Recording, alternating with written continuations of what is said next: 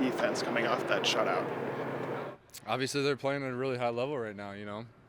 I mean, it's in the division, this game's going to be a lot of fun, you know. We obviously got shifted to 3 o'clock, so, you know, we'll be on the prime time for the most part, and we'll, you know, it's December football at its best, and, you know, we're trying to go 1-0 this week, and that's what they're doing too. They're trying to do too, so it's going to be a big matchup. But, yeah, their defense is really solid, and, you know, we're going to try to do everything we can on offense to exploit some things and you know, try to take advantage of what we got to do. But at the end of the day, we have a lot of guys, have a lot of firepower on our offense, and they're going to have to try to figure out how to cover all of us. So. TJ, just with your personal year going through the rehab and all that, you didn't know what the record was going to be when you jumped back in.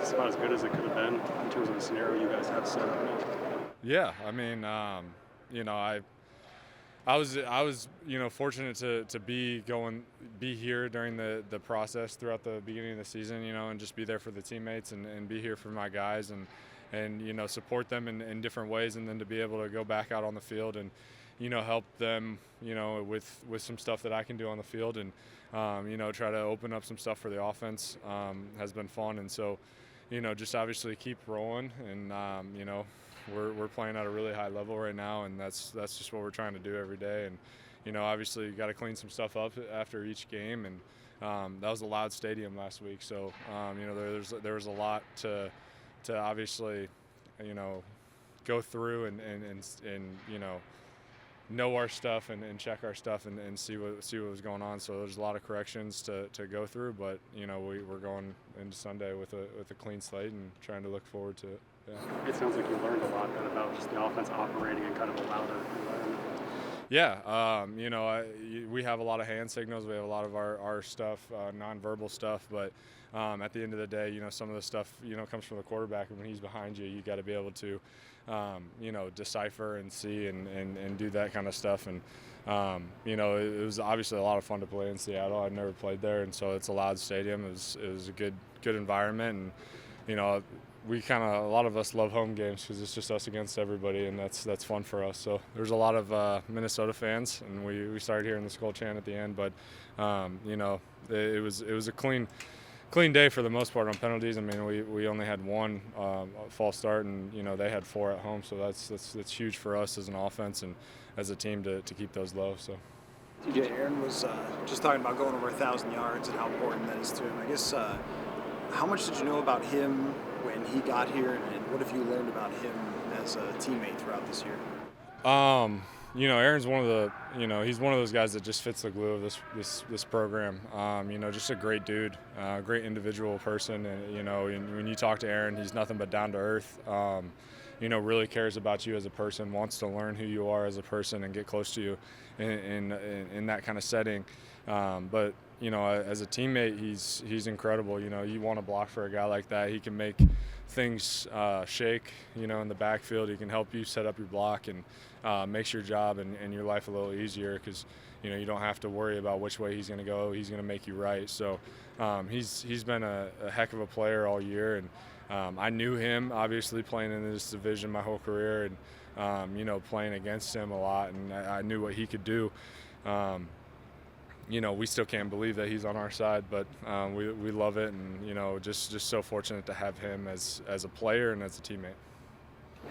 TJ, when Ryan O'Neal sort of interrupted the post-game talk in Seattle, gave O'Connell the game ball, what did you appreciate about that moment? What did you see from your coach in that moment? I mean, you know, KO, he's one of the best in this league, if not the best coach in this league. And, you know, for him to have a moment like that, you know, that's never happened, and he's got it done in his first 3 years, you know, that's huge. It's a credit to who he is as a person, as a coach, and as a leader. And so, you know, we're very fortunate, obviously, to be able to play under him, and, you know, to go 13 wins, you know, in 2 out of 3 seasons is massive. And, you know, that just shows the type of program that he set up, the type of culture that he set up here. And, you know, to have Brian be able to do that, you know, he's been here for a long time, and so he's gone through the ebbs and flows of this league. And, you know, we're having fun playing under KO. So, you know, congratulations to KO. Obviously, it's super huge, and I've been fortunate to be here for these 3 years, and so it's been a lot of fun. TJ, there's been a few times this year, a handful, that Sam's gotten hurt, shaking off the pain, and gone back in mid-play. Just like, what have you learned about his toughness that he leads with at the quarterback position? Yeah, I mean, obviously he's a warrior. He's out there every snap, and if he's banged up, if it's not too bad, he's back out there the next play. There's been times where he's gone down, and Mullins will come in, make a play, and then Sam's in the next play. So it's a lot of fun to be able to play under Sam. He's a true football guy. He wants to be out there with the boys, wants to be out there playing, and is really playing for each other. That's what we all do. I mean, you play for yourself, but you also play for the guys around you and the boys. It's just a fun environment, and that's all we're here to do. And so when he does that kind of stuff, it just makes you want to play for him more. It seems like you guys have really adopted O'Connell's 1-0 each week thing, which I know is like an all-time football cliche. But what is that? Like, what's behind that? Why is that sort of resonating with you guys? It's just be where your feet are. I mean, wherever your feet are, you got to be there and let everything else go.